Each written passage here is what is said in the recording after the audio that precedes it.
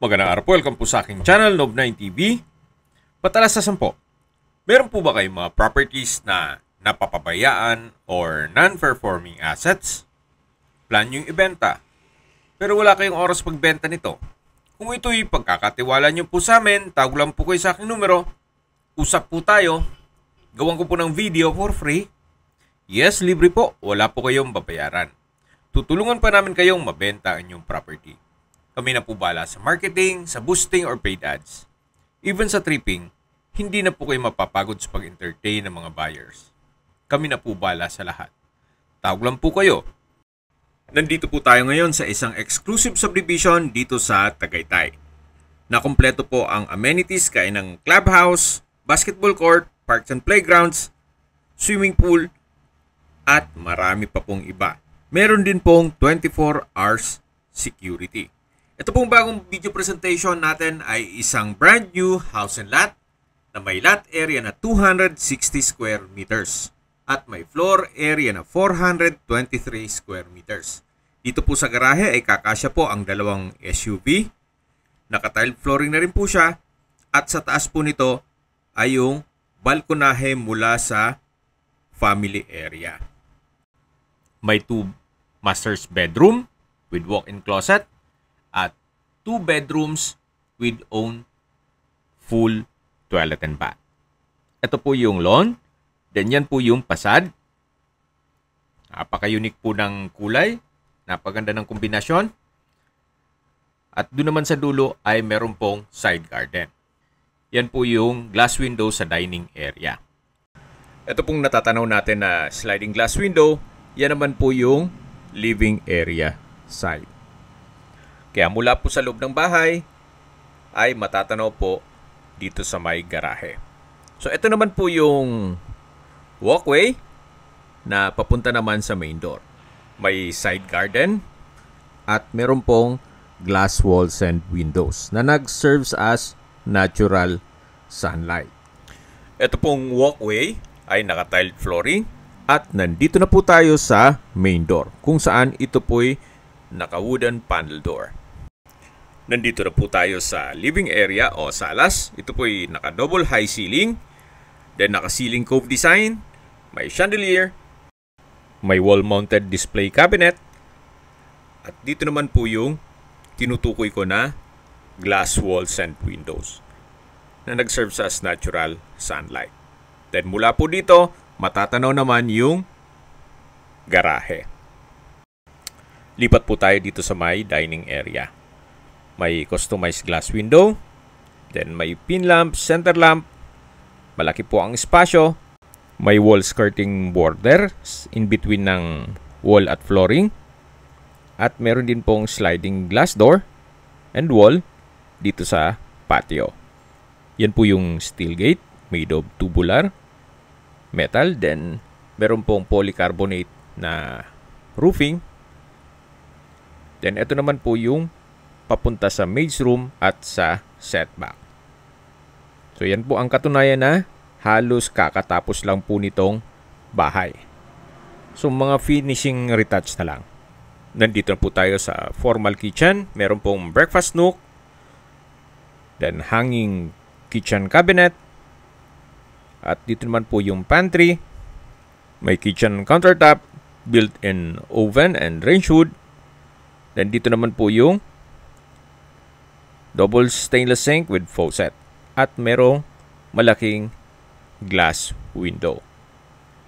May mga modular kitchen cabinets rin po at drawers. May access door po dito na papunta dyan sa may patio kung saan yan po yung pinakita ko kanina. At ito naman po yung daan papunta sa maid's room. Then yung setback na pwede pong gawing service area. So ito po yung formal kitchen. Then ito yung dining area at ito po yung living area. So 99% na po na finish ito. So retouch na lang ng mga konting pintura gaya itong ginagawa ni Bossing dito sa hagdan. At dito naman po yung powder room. Kompleto na rin po yan. So, hindi lang natin mapasok kung anong may nakaharang. At dito naman po yung first master's bedroom. Kung meron man po kayong PWD or senior citizen sa pamilya, ito po yung para sa kanila. Naka-ceiling cove design, may pin lamps, may center lamps, premium tiles ang ginamit dito sa flooring, may mga outlets, at may sariling toilet and bath na may walk-in closet. Yan po yung walk-in closet. Pintura na lang ang kulang dyan. Then may bathroom countertop with hand wash basin and faucet. Ito pong nakikita nyo na pintuan para dyan. So, ikakabit na lang po yan. Ito po yung water closet with bidet. So, again, ito pong pintuan ay ikakabit po yan. Brand new din po yan. Nagkataon lang na mga simpleng gawain na lang ang tatapusin dito. Yan po yung bathroom countertop. Then, ito po yung shower enclosure with overhead shower.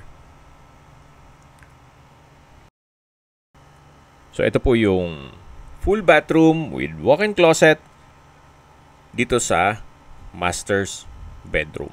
Linawin ko lang po, yan po'y tatapusin. Pintura lang po ang kulang dyan. Then, i-install lang yung pintuan. So, ito po yung master's bedroom na meron pong sliding glass wall and window na may sariling lanay. Then, may security gate. At dito po ay may basement o entertainment area. Actually, kung malaking pamilya kayo, pwede naman pong gawing kwarto yan. At mamaya, uikutan natin yan. Dito po sa ceiling ay meron pong modern flower lighting fixtures. Then may pin lamps. At lalabas na po tayo dito sa master's bedroom. Yan po ulit yung living area. At ito na po yung stairs. Naka-wooden staircase, wooden handrail, at glass railing. May staircase window. Nag-serve as natural sunlight na rin dito sa hagdan. At nandito na po tayo sa second floor. Yan po yung hallway. Then ito po yung open below na naka-ceiling cove design. At yan po yung living area o salas. Ito po yung hallway. Bago natin pasukin lahat ng mga bedrooms, dun po muna tayo sa family area. Ito pong family area ay napakalaki din po ng spasyo. Pero kung malaking pamilya din kayo, pwede naman po itong i-convert for another bedroom. Depende po sa magiging use nyo dito. So may mga sliding glass doors and windows na may access po dito sa balkonahe. Yan po yung kapaligiran. Napakatahimik, napakaliwalas, at malamig po ang klima. Hanggang dito po sa dulo ang balkonahe. Yan po yung sliding glass window. At dito naman po yung sliding door glass. So, nire-retouch na lang po ang pintura dito sa railing. Balik po ulit tayo dito sa loob. At tunghan nyo po ulit itong family room. Naka-wooden design itong tiled flooring. May mga outlet na rin. At may display cabinet o TV rack. So, ito po yung open below. Na kung saan dun po yung main door. At ito po yung hallway. Then, check po muna natin itong first bedroom dito sa second floor. O second bedroom na sa buong bahay. May dalawang sliding glass window. Napakalaki po ng spasyo. May pin lamps. Then meron pong outlet. Then wooden design tong flooring. Meron din po itong full bath na may walk-in closet. From floor to ceiling po yan. Yung dun po sa baba, pag na-finish yun, ganito po yan. So, dito naman po yung water closet with bidet. Then may bathroom window. Dito po yung pedestal bathroom sink na may stainless faucet. Then may pin lamp sa taas nito. At ito naman po yung shower enclosure. So, kumpleto na rin po ito. May walk-in closet at may full bathroom. Ito po yung second bedroom sa buong bahay. Then, labas po ulit tayo dito sa hallway. At ito naman yung third bedroom. Kung saan halos same size, malaki din po. Then may sliding glass window. May pin lamps. Wooden design itong tiled flooring. Then may mga outlet na rin. At may sariling full bath with walk-in closet.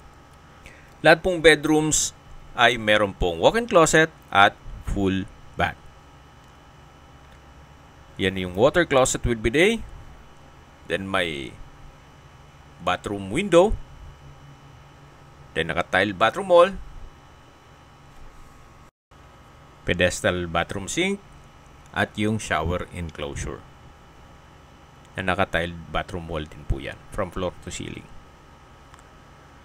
So ito po yung full bath ng third bedroom.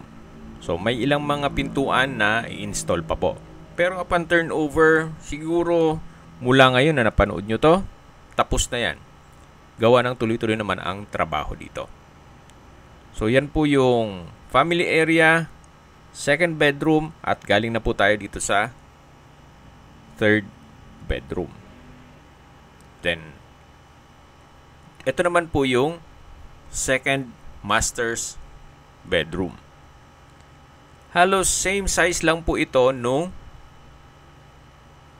first master's bedroom. May malaking sliding glass window, may pin lamps, then may sariling full toilet and bath with walk-in closet. Yan yung bathroom countertop, walk-in closet. From floor to ceiling po yan. Then may bathroom cabinet. May water closet with bidet. At bathroom window. Okay, lipat po tayo dito sa shower enclosure. Yan po yung bathroom countertop na may overhead bathroom cabinet. So, kumpleto na rin po dito. May sliding door. Then overhead shower. At from floor to ceiling na tiled bathroom wall.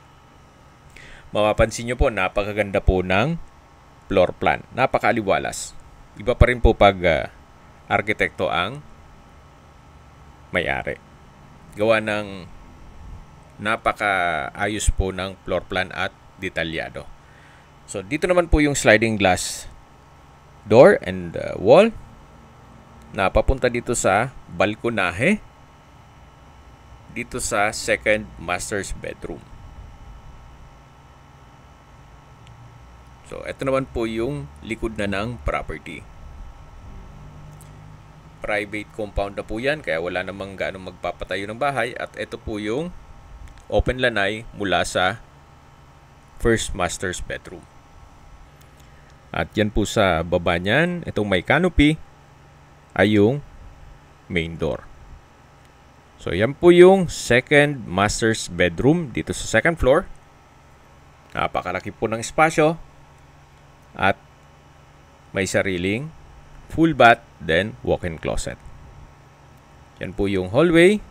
At bababa na po tayo dito sa hagdan o stairs na kung saan meron pong staircase window. Then naka-wooden staircase, wooden handrail at glass railing. Yan po yung living area. Kahit po dito sa hagdan ay tanaw pa rin yung garahe. Yan po yung open below at hallway papunta sa mga kwarto. Pagbaba po dito sa hagdan, yan po yung first master's bedroom. Tungayin niyo po ulit itong living area o salas bago tayo lumabas. At dito na po tayo sa master's bedroom. Ito yung walkway. Then yan po yung security gate. Ito yung open lanay mula sa first master's bedroom. At ito po yung tinutukoy ko na basement na pwedeng gawing music room o entertainment room. Pwede pong gawing stock room o di kaya'y another bedroom. So, depende po sa magiging use nyo dito. Gawa ng malaki din po ang espasyo nito. So, kahit ilang double deck, kakasya po dito. Maganda rin kung music room, gawa ng kahit mag-video kayo, hindi po maririnig ng mga kapitbahay. So, akit na po tayo. Yan po yung basement o entertainment room o music room. Pag akyat po natin, ito po ulit yung open lanay mula sa master's bedroom.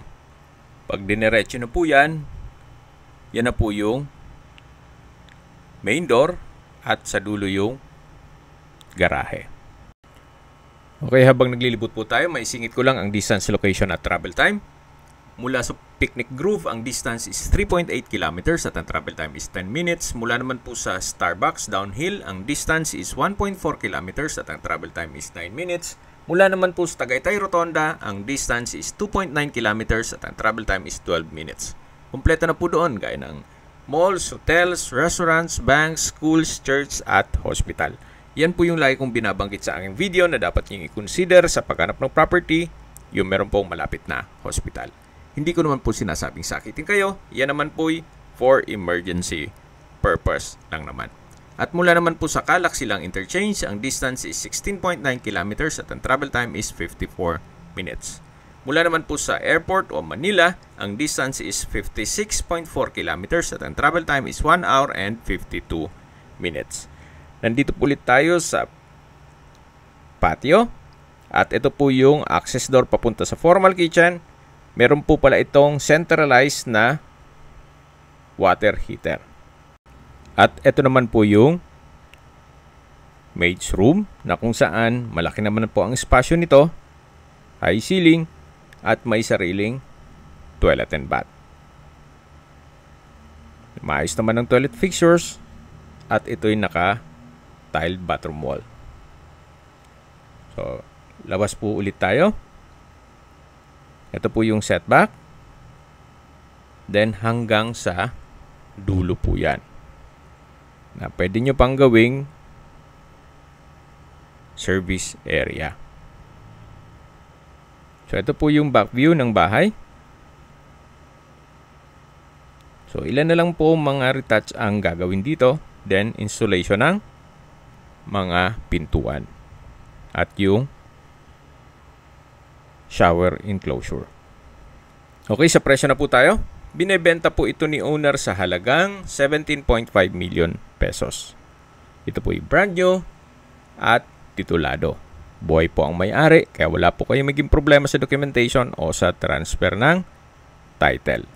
Naka-fully fenced at nasa loob ng isang exclusive subdivision na kumpleto ang amenities at may 24 hours security.